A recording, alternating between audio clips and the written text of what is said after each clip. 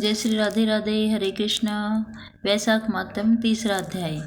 नारद जी बोले, जो मनुष्य श्रेष्ठ ब्राह्मण को पलंग दान करता है, ब्राह्मण की उस पर सुख से सुलाकर ठंडी ठंडी हवा की जाए तो संपूर्ण धर्मों के साधन से उसका शरीर निरोग रहता है। इस दान से सब ताप शांति दूर हो जाते हैं। वह मनुष्य योगियों से भी दुर्लभ पद पाता है।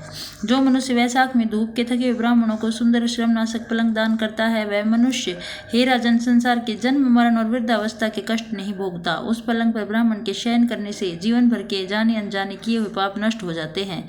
हे राजेंद्र, जैसे अग्नि के स्पर्श से कपूर जल जाता है, वैसे पलंग देने वाला मनुष्य निश्चय ही परम पद पाता है।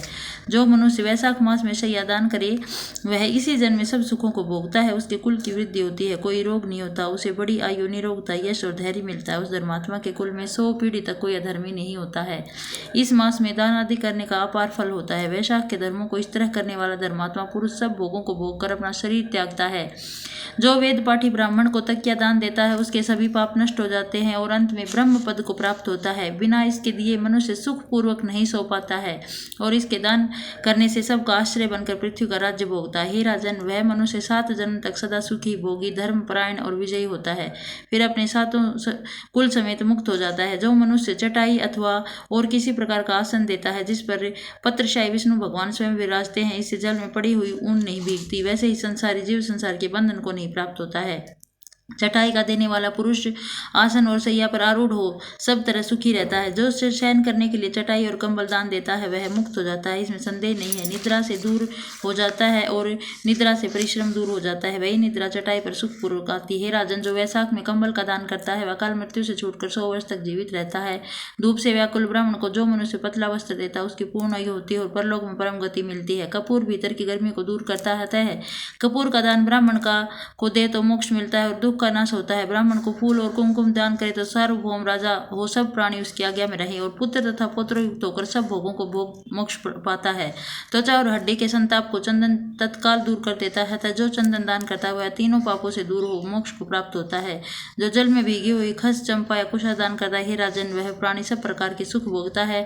सब देवता उसकी सहायता करते हैं, उसके सब पाप और दुख दूर हो जाते हैं, अंत में मोक्ष पाता है। जो वैशाख में गौरोचन और कस्तूरी दान करता है, वह तीनों पाप से छूटकर मोक्ष पद पाता है। जो मेष की संक्रांति में तांबूल और कपूर दान करता है, वह पृथ्वी में सारे सुख भोग निर्वाण पद प्राप्त करता है। जो मनुष्य सेवती और जूही दान करता है, वह सार्वभौम राजा होकर अंत में मोक्ष पद पाता है। जो वैशाख में केतकी और मल्लिका दान करता है, वह माधव भगवान की आज्ञा से मोक्ष पद पाता है। जो मनुष्य ब्राह्मण को सुपारी और अन्य सुगंधित द्रव्यों का दान देता है, और हे राजन, जो नारियल दान करता है, उसके पुण्य के फल चित्त लगाकर सुनो, वह 7 जन्म तक ब्राह्मणों के घर जन्म लेता है और धनवान तथा वेद पाठी होता है, फिर वह 7 कुल समेत विष्णु लोक को जाता है। हे राजन, जो प्राणी विश्राम मंडप बना ब्राह्मण को देता है, उसके पुण्य के फल कहने को मेरी सामर्थ्य नहीं है। जो मनुष्य छाया मंडप बनवाकर भीतर बालू बिछा उसमें प्याऊ लगा देता है, वह स्वर्ग लोक का स्वामी होता है। जो मनुष्य मार्ग में बाग, तड़ाग, कुआं, झोपड़ी बनवाता है और बड़ा धर्मात्मा उसके पुत्रों से और क्या, जो मनुष्य कुआं, तालाब, मंडप और प्याऊ लगवाता है तथा सधर्म का करना यही उसका पुत्र है। संतान 7 प्रकार की है, इन 7 में से जो एक भी नहीं करता, वह मनुष्य स्वर्ग को नहीं जाता। उत्तम शास्त्रों का सुनना, तीर्थ यात्रा, सत्संग, जलदान, अन्नदान, पीपल का पेड़ लगाना और पुत्र होना, ये 7 प्रकार की संतान देवताओं ने कही है। अन्य सैकड़ों धर्म करने पर मनुष्य को संतान नहीं मिलती, इसलिए संतान की इच्छा करने वालों को इनमें से एक कर्म अवश्य करना चाहिए। पशु, पक्षी, मृग और वृक्षों को भी स्वर्ग सुख नहीं मिलता, फिर मनुष्यों का तो कहना ही क्या। जो मनुष्य सुपारी, नागवल्ली, कपूर और रगर सहित पान दान करता है, वह निश्चय ही शारीरिक पापों से मुक्त हो जाता है तथा यश, धैर्य, लक्ष्मी प्राप्त करता है।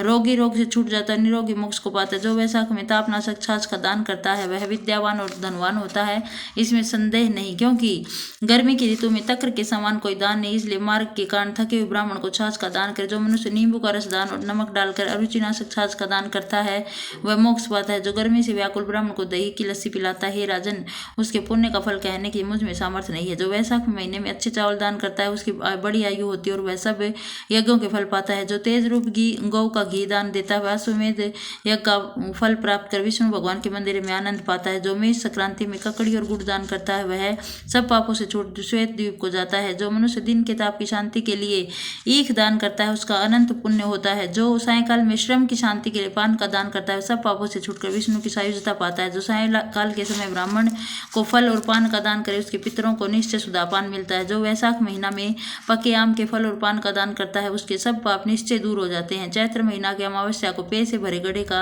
दान करने से 100 गया श्राद्ध कर लिया, इसमें संदेह नहीं। चैत्र की अमावस्या को कस्तूरी, कपूर, मल्लिका, खस आदि वस्तुओं की युक्त जलकुंभ का दान जो पितृश्वरों के लिए करता है उसके 96 श्राद्ध करने का पुण्य निसंदेह होता है। बोलो श्री कृष्ण भगवान की जय। राधे कृष्ण कन्हैया की जय। राधे राधे।